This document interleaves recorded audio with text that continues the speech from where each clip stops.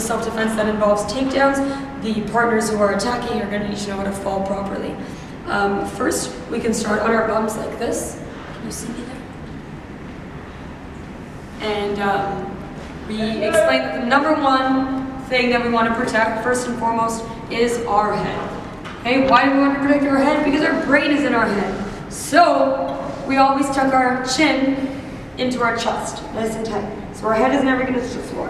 Our arms cross on our chest like this, and when we roll back, I'll do it sideways so you can see, we make sure that our body lands completely before we break our fall. The reason why we break our fall is A, so that we don't continue to roll, we don't maybe knee straight ourselves in the face, we don't continue to roll back, but we stop ourselves, and B, so that the shock of falling flat on your back is kind of dispersed into your whole body instead of just your spine. Once we practice that a few times from a seated position, chin tucked in, roll back, and fall, then we can start from a higher position. We come up onto our feet, and we explain that, of course, the first thing that should hit the floor would be your bum. So you're going to sit back, crouch back, touch the front with your bum, roll back, and break fall.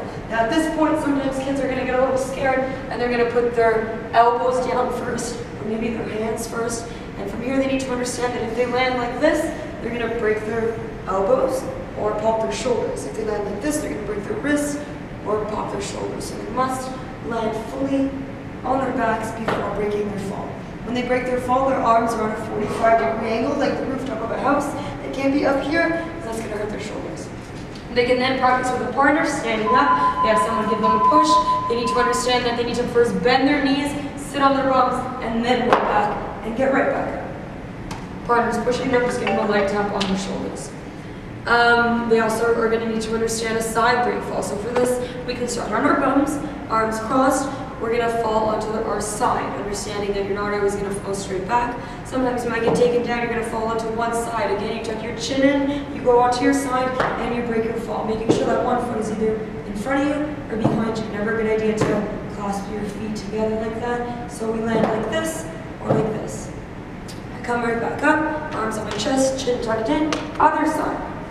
Break your fall with your palms slapping the floor. From here, you can just kind of roll side to side, make sure they understand how to stop themselves from falling and get right back up. A fun way to practice this, if you have mats, is one partner is going to be on their belly, and the other partner, Arda, is going to grab my palm. So if I'm going to break fall onto my left side with my left hand, I'm going to give my partner my right arm underneath my belly. He's going to grab it like he's shaking my hand. He's going to grab it with two hands. He's going to stand facing that way. And he's going to pull me up like a yo-yo. So I'm going to unwind, grab it with two hands, bend your knees, and pull. And break fall. So I turn him on my left side, my left hand is sitting. From here I can wind back up. And we can practice again. He pulls gently, and I break fall onto my side. We can do this on the other side, of course, simply by putting the other hand underneath. Or grab like you're shaking hands and pull, and I break fall. Never letting my head touch the floor. Okay. So we learn break fall so that we can do the self-defense properly. Let's move on to some jiu-jitsu from here. We've done the basic three main positions that we learn in jiu-jitsu and the escapes to these positions. From here, we're going to just do kind of what you would do as a warm-up before you get on the floor and start teaching jiu-jitsu. You need to know how to roll, how to shrimp, and how to bridge. So rolling is always done on your shoulder. However which way you want to teach it as an instructor is fine, as long as they're going on one shoulder. The way I like to teach it is you get down into captain stance on one knee. You put, if your right leg is forward, you put your left hand in. Your right hand is going to go through your leg. Your head is going to go through your leg. You're going to give yourself a push off your left leg. So you push and you roll onto your right shoulder. From here they can learn how to stand up. Important is just that they understand how to roll on the floor. You don't want to put your head on the floor. A lot of kids know how to do a somersault. I think that just means put your head on the floor and you push, which isn't a good idea. So we want to avoid the head ever touching the floor. We tuck our chin in, we put our left hand down, we bring our hand through and our head through, and we give ourselves a push with our left leg, our back leg, and roll on the shoulder. From there, they're going to need to learn how to bridge. So, bridging is the foundation of the escape for a full mount. You need to understand how to push your hips up, make a bridge, practice this a few times, how to bridge, how to lift as high as you can, and then practice the bridge with the roll, which is how they will escape a full mount, part of how they will escape a full mount. And lastly, the movement they need to know to escape a side mount is shrimping. Shrimping means that you're going to push off of your heels, move your bum to one side, and reach for your toes. Make like a shrimp. Then they come back, and go the other way. Push your bum to the side, push into your heels, reach for your toes. So they can practice this by moving from one end of the room to the other. So for example, this is one side of the room, I want to move all the way over there. I push off my heels, and I push my hips to the side, and create space. Get back on your back, other way. Push your bum up on your back, other way. And that's shrimping. And that's it. The full mount. One person is going to lay on their back, and you're going to explain that the full mount means that you're sitting on your partner's pelvis, your knees are on the floor, and you're grabbing onto their wrist. The second main basic position in Jiu-Jitsu would be the side mount. So she's going to move over that way. She's going to have her knees, I'll show you this one. She'll have her knees. When you're laying down, you need to explain that the children should never have their legs straight. Your knees are always bent, so you're able to move a little bit quicker. Side mount means that your knees are open nice and wide, squeezing your partner's side. Your elbows are doing the same, and you're dropping all your body weight down so she can't move. This is a side mount, and the last main position would be the guard. So I'm going to be in her legs, she's going to be hooking her feet, and this is kind of a better position for her. Even though she's on the floor, she can maneuver me, we're not going to do any blocks or anything, but she can move me back, she can move me forwards, she has some control over me here. At first, what you want to practice is getting into these three positions. So there's going to be one person on the ground. When I blow the whistle and say full mount, right away, full mount your partner. When I say side mount, right away, get into the side mount. When I say guard, right away, get into the guard. So this is just so they get an understanding of the three positions. Level 2, the intermediate level, would be understanding how to escape these positions. So let's start with the guard since we're here. She guards me. Step 1, you take your elbow, you put it into your partner's thigh, you push it down. Whichever thigh you push down, that's the way you're going to go. The knee that's closest is going to drop onto your partner's thigh. Explain how it would be really dangerous to keep it there for a long period of time. You got to be really quick about it. Put it on your partner's thigh, right away jump over and into a side mount. As long as we're sticking nice and close to our partner the whole time. So, one more time. She guards. I take one elbow, doesn't matter which one, I'm going to stick to the same side so you can see me. Push down, knee, and hop over, guard. My body always stays on her body. From here, we'll escape the full mount. I'm going to full mount me.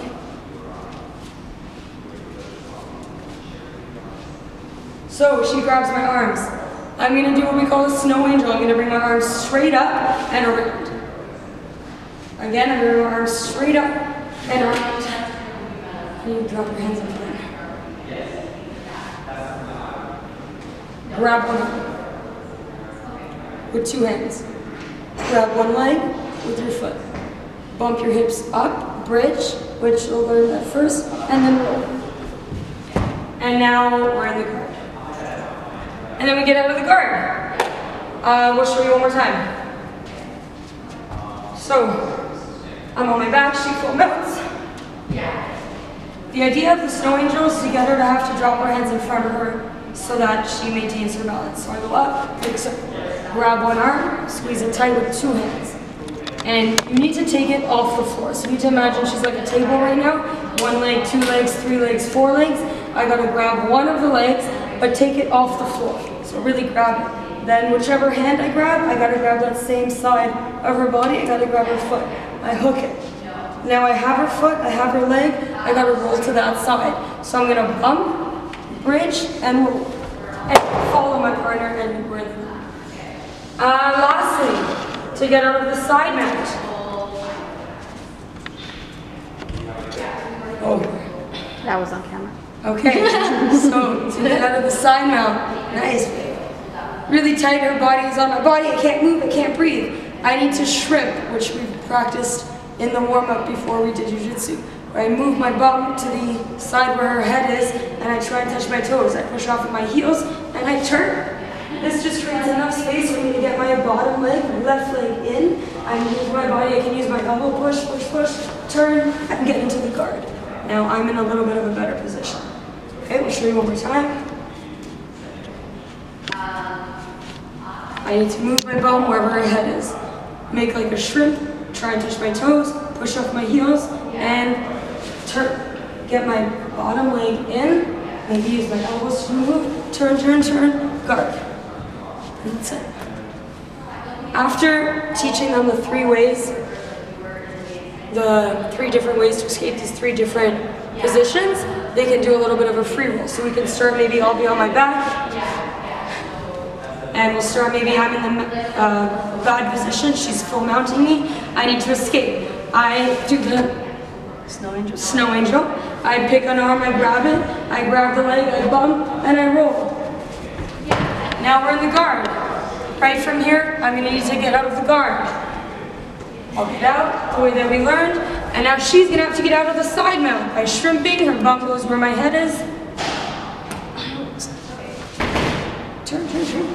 Her leg goes in, and we're back in the guard. Okay? So this is just a game for them to try and get into the better position. Before you start the self-defense portion of the class, is that there are 2 different kinds of self-defense. There's self-defense for controlled, familiar environments. Environments like the schoolyard, inside the school classroom, inside your home or your friend's home, any place that is familiar to the child and that is controlled. There are rules, there are supervisors and things like that. Versus an uncontrolled, unfamiliar environment, places like a random street in downtown Toronto, or a store, or the mall, or something like that, a place that is unfamiliar to them and pretty much uncontrolled. We'll start with controlled, familiar environments. So the first thing we talk about is bullying. You need to ask the kids, what is bullying? They should know what it is. They should know the 4 main types of bullying: cyberbullying, physical bullying, verbal bullying, and social bullying. You'll explain what they all are. They can talk about it a little bit. They can give you some examples. If they want to tell you some stories, they can do that also. And then we get into the idea that before you're ever going to have to physically defend yourself with martial arts, you're going to use your words. You're going to explain how confidence is the #1 deterrent for bullies. If a child walks around confident and he looks like he's sure of himself and he's not going to let people push him around, then a bully isn't going to bother to bully him. So that's the #1 thing that we need to learn, that you can solve any situation with your words by telling somebody what you like or what you don't like or what they need to do in order for you to be comfortable. So the first thing you'll practice is how to tell somebody to stop. So you'll have them face a partner. Whenever we face a partner, we have our hands in front. We show respect. Heels keep. Right. Push. And we shake hands. Hi, my name's Vanessa. Hi, my name's Vivian. Always introduce yourself to your partner so you know who you're facing. From here, Vivian is going to be the bully. She's going to give me just a light push on my shoulders. Step 1 is to move back. We're going to move out of the way. You're going to bring your hands in. Go ahead again. And you're just going to move the hands out of the way.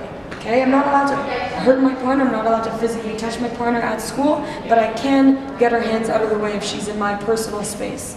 Again, you can explain the idea of personal space. So she pushes, I step back, I move her hands, and I look at her in the eyes. And I say, hey, don't do that again. So explain to the children how we need to use short, concise, very affirmative sentences. You can't look at them and say, hey, can you please not do that again? You do that every day and it really bothers me. That's not going to work. We can't, look down or play with our shirt and look all shy. We can't smile. We also can't be angry. You need to explain to the children that they need to be neutral. They need to look at the person and very calmly state, hey, don't do that again. Looking at them in the eyes. So it's just about having confidence and being assertive and telling the other person what you want. From there, we're going to move on to some self-defense that doesn't require any kind of violence. So we'll start with a front choke. She grabs me around the neck, and I'm at school. Am I allowed to hit my partner? Am I allowed to, do all kinds of violent things? Obviously, the answer they'll give you is no. So when she grabs, I'm just going to bring my hands up to protect my face, and I'm going to pretend my head is like a marker. I'm going to draw the letter U. Without bending my knees, I keep my legs very straight. I hinge at my waist. I come forwards, and around. Make the letter U. You can go both ways, hands up, protect your face, go forwards and around. Explaining that the reason why we bring our hands up, we're going down, it's obviously very dangerous, you get a knee straight to the face. So you gotta have your hands up. We're gonna go down and around. Make the letter U. The next one would be a same side wrist grab. She grabs my wrist. This only works when it's the same side. In essence, it's her left hand versus my right hand, but it looks like same side. Very simply, we turn the thumb up to the sky. We have our elbow against our body, whether that means you have to step forwards or pull your arm in, your elbow must be against your body. Here we're going to do what we learned before, the upwards elbow strike. This hand is going to come up, your elbow is going to go towards your partner's face. So you can explain that it's like combing your hair, or it's like giving a forwards elbow strike, thumb up, elbow in, and we move forwards. Here you're going to want to explain the body mechanics, make sure they understand the reason why this works. There's no way that Vivian can grab her finger. It's not possible. You can grab your wrist, but you can't grab your finger. So this is a very weak spot. If I do it properly, thumb up, elbow in, her hands, her fingers are going to open up like a funnel. So moving on to the cross hand wrist grab now. Essentially it's her right hand to my right hand, but it looks like it's a cross. Step one is you want to make the kids aware of the fact that there's another hand there that can hit you. So you want to move to where it's safest, where her back is, where her bum is. So I take my left foot, I step in what we've learned in the karate portion of the class, the front stance. You step towards her back. You lift your palm up like you're looking at yourself in the mirror. You turn your palm like you're making the mirror face her, and then use your pinky, the knife hand part of your hand, to push against her wrist and strike down. From here she grabs, step, lift, turn, strike down. Again, one more time. It's 1, 2. That's it. If you want to move on to a more offensive approach, an approach that involves violence, so not meant for a controlled, familiar environment like school, we're going to do the same step and lift, only this time we're going to add a little bit of a distraction. We're going to give her a roundhouse kick to the belly, then I can grab her wrist instead of letting it go and finish with a palm strike, or finish by side kicking her knee down to the floor. She falls, I can grab her hair, and then I can let go, elbow strike. And we'll do it again facing the other way. So she grabs, I step to where it's safe, where her back is. I roundhouse kick, I grab her wrist. You can palm strike here, use your leg, use the bottom of your foot, side kick, push your knee down to the floor, grab her hand, pull it back. Now I can let go and elbow strike. Elbow strike your hand for pretend. But again, that is the more offensive way to get out of this. If you don't get to that, then very simply you're going to be doing this one. She grabs, we'll just go on an angle like this. 1, palm faces you, turn, and your pinky strikes down like you're cutting your wrist down. And I move my body from the left, weight on the left knee, to the right knee. That's it. We'll move on now to self-defense for uncontrolled. Oh, we can also move on, but we'll show that one. So she grabs, third modification, step, grab. This is a little more simple than the other one, so they can do this. Use your forearm against your partner's bicep, step forwards in a front stance, push down, and we have an arm bar. I'll show you the other way. This way. Step where it's safe, palm up, grab. Forearm on the bicep, step forwards, arm bar. Obviously explaining to the kids that the body doesn't bend this way, the arm doesn't bend this way, it only bends this way. So by locking her arm in this way, it's going to break her elbow. So we have to do that very slowly. Self-defense for uncontrolled, unfamiliar environments. So when we're facing a stranger, number one thing to explain to the kids is that they are not ninjas. Just because they have a little bit of training in martial arts doesn't mean they can defend themselves against anybody, anywhere. Explaining to them if someone approaches them, a big, strong, 200-pound man, and says, hey, give me all your money. Here's your money. Thank you. They give them their money. If I say, hey, I want your knapsack. Here, take it. You give them your knapsack, okay? You're not in a position to defend yourself against a 200-pound man when you're an 8-year-old kid. So you need to understand that your life is more valuable, and we're going to give them whatever material things they ask for. The only time you use your martial arts is when your life is at stake, and now you have to physically defend yourself. You have no choice. So we'll go back to that front choke that we learned. A different way to escape the front choke. You're gonna step back in a front stance. What this does is it pulls your partner off of balance and weakens up their arms a little bit. Those high blocks that we learned, they're gonna bring their hands in, do 2 big strong high blocks, out and up.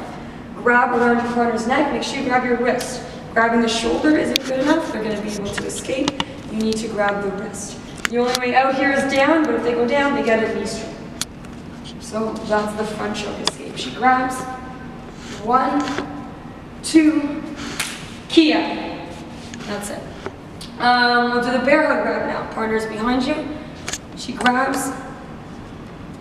I grab my wrists and I turn my elbows and my shoulders in. This just created about 2 inches of space in between her hands and my body. From here, I'm going to jump down into a horse stance and I'm going to lift my arms up. Obviously, in reality, you're going to need to do something to weaken your partner up a little bit. You can step on their feet. You can use your knuckles to rub against their, what do we call these, Coach Viv? Metacarpals. Metacarpals, so the little bones that run from your fingers down vertically. You're going to hit them horizontally. You're going to just saw them, or you can just hit. But before we get into that, children need to learn the very basic escape. Grab your wrist, turn the elbows in. At the same time, you're going to jump down into a horse stance, lift your arms straight up over your head, and sink your bum down. Same time, simultaneously. Elbow strike onto one side. The side that you elbow on is the side you turn. If I elbow here, I step here, grab, and punch. If I choose to elbow here, I step here, grab, and punch. Make sure you stay nice and close to your partner. One more time, she grabs, grab the wrist, elbows in, jump, elbow, grab, Kia. You always key at the end just as a sense of pride, to scare your opponent.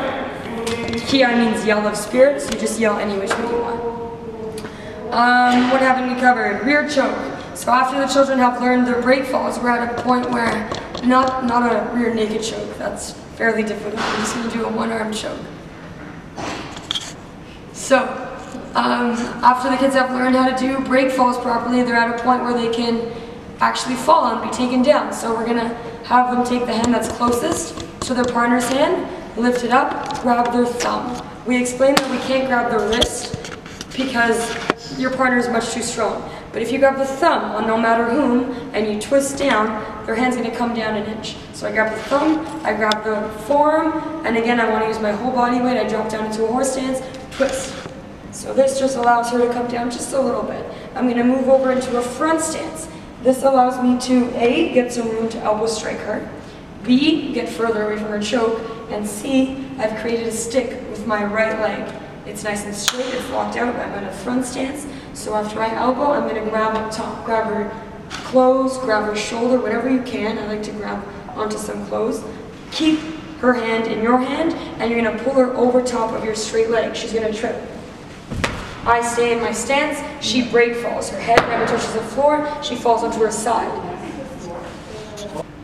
So, she grabs. I'm going to grab her thumb, her forearm, jump down, and twist in my horse stance. This allows her to just loosen up a little bit, just so I can breathe.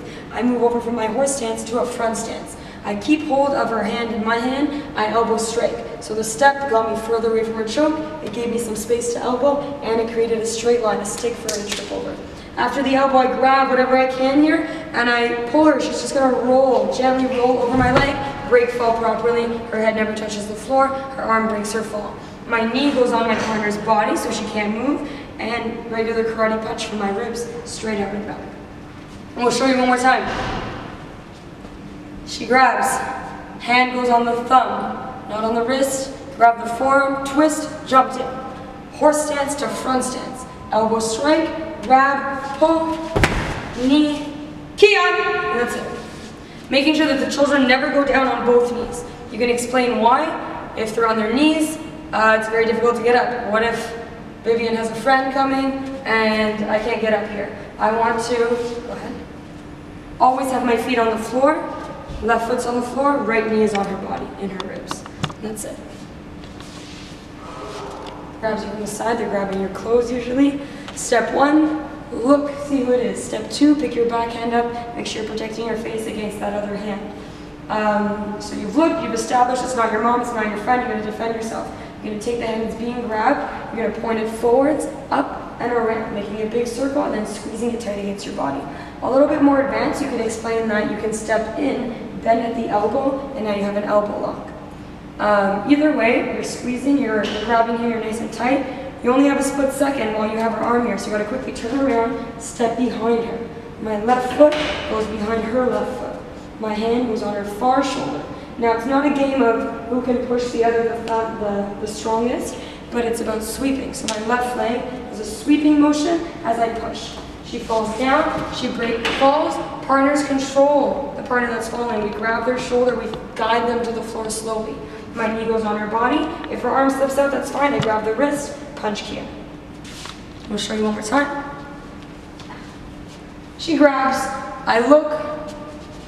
Step 1, look, put your hand up, protect your face. Step 2, point forwards, around. You can either squeeze against the body like this, or you can move in and do a little elbow lock. You can turn around from here really quickly, step behind. Don't place your foot on the floor because then it becomes a power struggle. It needs to be a sweep, take down, follow her to the floor, put your knee down, hold on tight, punch Kia. That's it. Lastly, we're going to learn self-defense from a straight punch.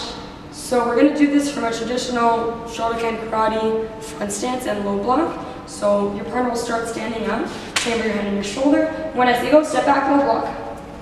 From here, my partner's going to have her hands behind her back, and we're just going to wait here. She's going to practice her lunge punch aiming to my head. 1. Very good. She practices, she makes sure she's aiming to my head. If the punch is here, explain to the children it's not realistic. I'm not even going to need to defend myself. You want to make sure you're helping your partner get better by hitting them, 1 inch from their face with good control. She chambers in on her shoulder. Again, step back, low block. Again, attack. So you practice just the attack a few times. She chambers in on her shoulder, step back, low block. On maybe the 4th or 5th time, my side is going to defend themselves. I chamber for my karate high block. My hand is underneath my armpit. She's going to punch. I'm going to step back, block, lifting the hand up. I grab the wrist right away and I reverse punch right away. This is called the counter attack. So after she attacks me, I attack her with a reverse punch. Again, it's going to be the same takedown as we did for the side grab defense. Don't place your foot on the floor. You need to sweep. With your other hand on the far shoulder, I sweep and I control her body and I take her down. She lands on her side, she does her break fall, I put my knee down and punch Kia. That's it. I'll show you one more time. Hand on your shoulder, step back, low block, ready position, and she attacks. I step back, high block, grab, reverse punch. Sweep the leg, push on the far shoulder, put your knee down, and punch Kia. Whenever you're finished with your partner, we always face each other, hands in front. Kiyotsuki. Ready? Thank you, Brenner. Thank you, Brenner. Always.